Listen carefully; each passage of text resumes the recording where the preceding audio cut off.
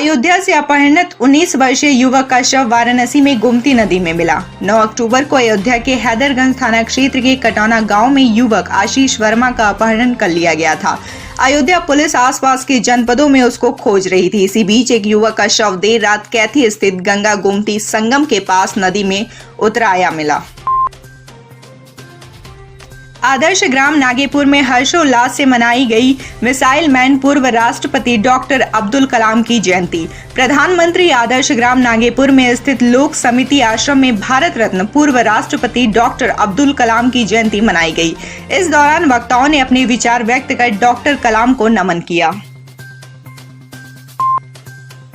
बीमार बहन को देखने जा रहे इकलौते भाई की अज्ञात वाहन की चपेट में आने से हुई मौत। बीती रात रोहनिया थाना अंतर्गत राजा तालाब जनसा रोड पर उदार गांव के पास बीती रात 35 वर्षीय व्यक्ति की अज्ञात वाहन की चपेट में आने से मौत हो गई।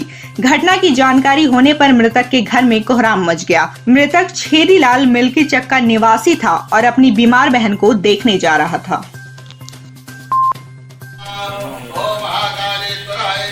सपा संरक्षक मुलायम सिंह यादव की दीर्घायु के लिए सपाइयों ने किया सिद्धेश्वर मंदिर में रुद्राभिषेक। सपा सुप्रीमो मुलायम सिंह यादव को कोरोना पॉजिटिव पाए जाने के बाद सपा कार्यकर्ताओं में चिंता की लहर है। वाराणसी में सपा महानगर उपाध्यक्ष विजय मौर्य डब्लू व सपा नेता संजय प्रियदर्शी के नेतृत्व में सपा कार्यकर्ताओं ने सिद्धेश्वर मंदिर में रुद्राभिषेक और हवन करवाया और महादेव से मुलायम सिंह यादव के अच्छे स्वास्थ्य की कामना की। कोविड गाइडलाइन के अनुपालन में खुले वाराणसी के सिनेमाघर। पहले शो के स्टार होंगे सुशांत। मार्च के महीने में बंद वाराणसी के सिनेमाघर आज से खुल गए। कोरोना गाइडलाइन के अनुपालन में सिनेमाघरों को खोलने का आदेश सरकार ने दिया है। सिनेमाघरों की मैनेजर की माने तो पहला शो शुक्रवार को होगा। कोरोना काल में अनलॉक में खुल रहे सिनेमा हॉल में पहला दिन बॉलीवुड के चार्मिंग स्टार दिवंगत सुशांत सिंह राजपूत के नाम होगा। जीएचबी मॉल में स्थित मल्टीप्लेक्स में सुशांत की मूवी छिछोरे दिखाई जाएगी। देखिए, शासन की तरफ से जो भी दिशा निर्देश और प्रोटोकॉल आया है उसके हिसाब से जैसे बिना मास्क के हम लोग किसी भी दर्शकों को एंट्री नहीं देंगे और सारे दर्शक जो भी यहाँ पर आएंगे उनको ऑनलाइन टिकट इशू करने का यथासंभव प्रावधान है। सारे के सारे दर्शकों का रजिस्टर पे नाम, पता और नंबर नोट किया जाएगा, थर्मल स्क्रीनिंग किया जाएगा।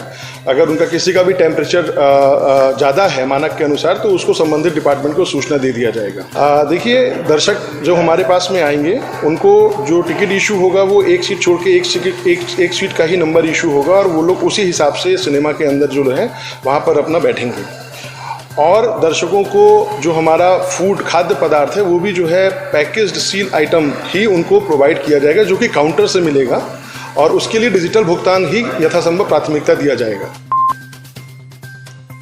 400 वर्षों से अधिक पुरानी गोस्वामी तुलसीदास द्वारा शुरू की गई घुमंतु रामलीला का बुधवार की रात कोरोना काल में परंपरा निर्वहन के लिए शुभारंभ किया गया।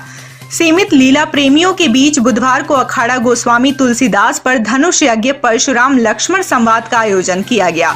धनुष यज्ञ के साथ ही इस लीला का प्रारंभ हो गया। बता दें कि संकट मोचन मंदिर के महंत के निर्देशन में आयोजित होने वाली यह लीला कई स्थलों पर घूम घूम कर होती है, लेकिन इस वर्ष इसे अखाड़ा गोस्वामी तुलसीदास और संकट मोचन मंदिर के प्रांगण में करने का फैसला लिया गया है।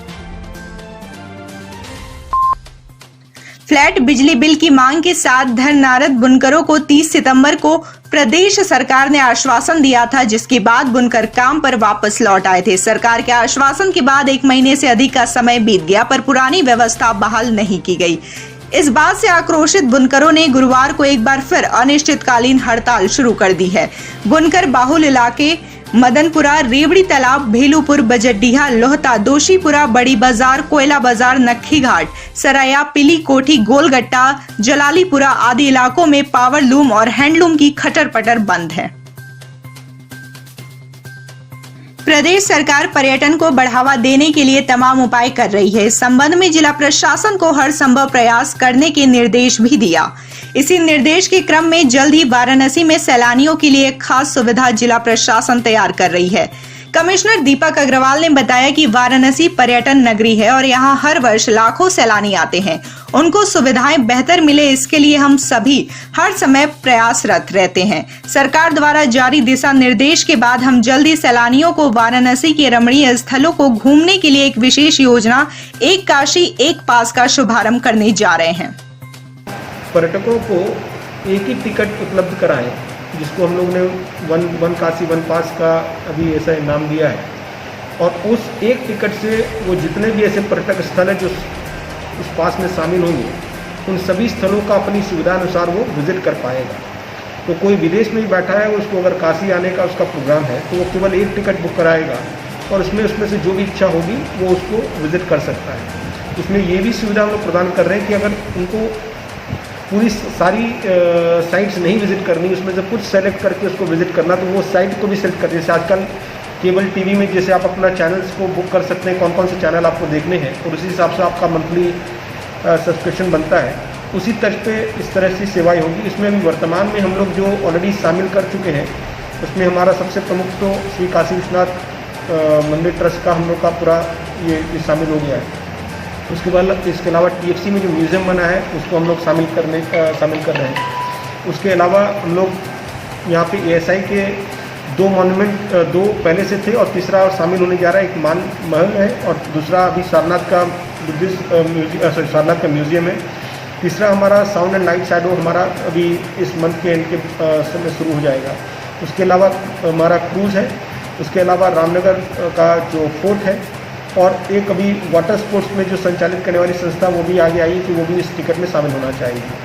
उसमें न सिर्फ आपका एक कन्वीनियंस का फ़ायदा, बल्कि इसमें फाइनेंशियली भी ये टिकट का जो समेकित रेट होगा वो इंडिविजुअल टिकट्स के रेट से कम होगा। तो कोई भी आदमी अगर वो पूरा एक समेकित टिकट लेता है, वन काशी वन पास का उपयोग करता है, तो उसको जो इंडिविजुअल टिकट्स की जो रेट है उसको ऐड करने के बाद जो वैल्यू बनती है उससे कम रेट पे वो टिकट मिलेगा। और टूर ऑपरेटर्स को भी थोड़ी आसानी होगी। प्लस बहुत सारे मेरे ऐसे साइट्स हैं जहाँ पर अभी टूरिस्ट का फुटफॉल उतना नहीं हो रहा था, अगर वो समेकित टिकट लेता है तो वहाँ पर उसको जाने का इंसेंटिव रहेगा। जैसे एग्जाम्पल के तौर पर जो हमारा पंडित दीनदयाल हस्तकला संकुल बना है, उसमें अभी लोग उतने नहीं जा रहे थे, तो अगर लेकिन वो कॉम्बो टिकट में अगर शामिल होगा तो लोग वहाँ पर टूर ऑपरेटर्स उनको वहाँ लेके जाएंगे। उसी तरह हमारा अभी पंडित दीनदयाल उपाध्याय के जो पड़ाव में स्मारक बना है, कितना खूबसूरत स्मारक बना है, उनका भी हम लोग उसमें शामिल करने का प्रयास कर रहे हैं। तो ये करीब 7-8 चीज़ें का एक साथ अगर हम लोग एक टिकट अगर किसी को देते हैं, ये हमारी डोमेस्टिक टूरिस्ट के लिए भी उपलब्ध होगी और हमारे विदेशी पर्यटकों के लिए भी उपलब्ध होगी। इसमें हम टूर ऑपरेटर्स को भी शामिल कर रहे हैं कि वो लोग इसको ज़्यादा बढ़ावा दें। तो मुझे लगता है कि आने वाले समय में हम लोग जो पर्यटकों का जो रहने का जो अवधि है, पहले मुख्यतः मेनली सब लोग 1 रात रुकते थे, हम लोग उसको 2 और 3 रात लोग रुके, वो इससे हम लोग को एक काफ़ी बल मिलेगा। इसके साथ आप एक नया हम लोग का inland waterways authority of India का एक नया और बोट आ गया है, उसका भी बुकिंग हम लोग इसी टिकट के माध्यम से वन काशी वन पास के माध्यम से कराएंगे। और मान लीजिए वैल्यू जो भी बनती है उसकी वो 2500 रुपये या 3000 रुपये जो भी इसकी वैल्यू बनती है, वो आदमी एक टिकट कराएगा अगर सारा पूरा का पूरा सारे स्थल को उसको देखना है, और वो फिर अपना सुविधा अनुसार जिस स्थल में देखना चाहता है उस सुविधा अनुसार अपना देख पाएगा। उसको बार बार अलग अलग टिकट नहीं कटाना पड़ेगा, अलग अलग क्यू में नहीं खड़ा होना पड़ेगा। लेकिन कोई अगर ये चाहता है कि नहीं मैं केवल 8 में मैं केवल 5 स्थल देखूँ, तो 5 ही स्थल देखेगा, 5 स्थल का वो टिक करके उसका टिकट कराएगा और 5 स्थल अपना विजिट कर पाएगा। तो इससे एक बहुत बड़ी सुविधा पर्यटकों को मिल जाएगी, फ्लेक्सिबिलिटी मिल जाएगी, और एक जो नए जो हमारे स्थल हैं उनको भी लोग जान पाएंगे। अभी इंडिविजुअली वो टूर ऑपरेटर पर निर्भर करता है कि वो उसको कहाँ के लेके जाता है, तो वो फिर जो, और इसमें फिर आने वाले समय में हम लोग जैसे स्ट्रीट टूरिज़्म हम लोग जो वार्ड में काम कर रहे हैं, जो हम लोग वाराणसी की गलियाँ हैं उनका टूरिज़्म का एक सर्किट बना रहे हैं, उनको भी लोगों को उनको भी जानकारी प्राप्त होगी। और भी बहुत सारी ऐसी चीज़ें हैं, फूड टूरिज़्म है, स्ट्रीट फूड टूरिज़्म है, उसको भी हम लोग इसमें शामिल कर सकते हैं। वाराणसी में गुरुवार को 157 कोरोना पॉजिटिव मरीज मिले हैं। जिले में बीते 24 घंटे में एक मरीज की मौत कोरोना के कारण हुई है। गुरुवार को 167 लोग कोरोना से जंग जीतकर स्वस्थ घोषित किए जा चुके हैं। जिले में कोरोना से मरने वालों का आंकड़ा 250 पहुंच गया है। अब तक 15,515 कोरोना पॉजिटिव मरीज वाराणसी में मिल चुके हैं। इनमें से 14,134 लोग स्वस्थ हो चुके हैं, जबकि एक्टिव मरीजों की संख्या 1,131 है।